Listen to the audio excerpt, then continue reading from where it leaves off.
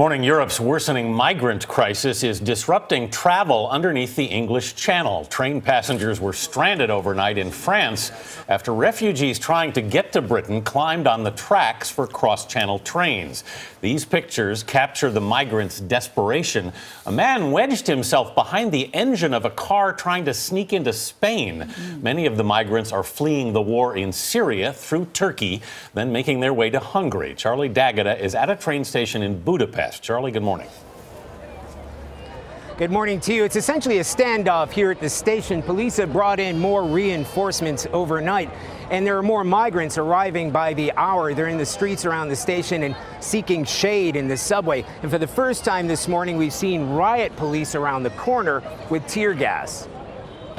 They're so close. After a long and dangerous journey, it's just a short walk inside that train station to board trains to Germany, Austria, anywhere but Hungary. Lena told us this morning she's been stuck here a week after fleeing Damascus with her 7-year-old daughter. It's very hard. I know it's very hard, especially for the kids. But while they run out of food and money and patience, all they can do is wait.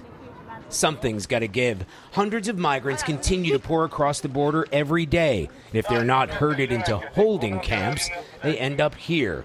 Not a dusty refugee camp just across the border from a country torn apart by war. This is a major European capital city.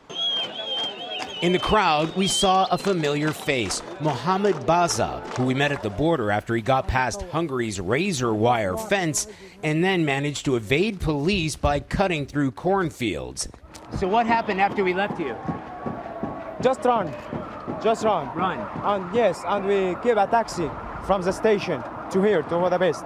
That border is 110 miles away, and rides from unscrupulous taxi drivers don't come cheap. How much did a taxi cost? 200 euro. 200 euros each. One person. One person. One person. Taxi 4 person.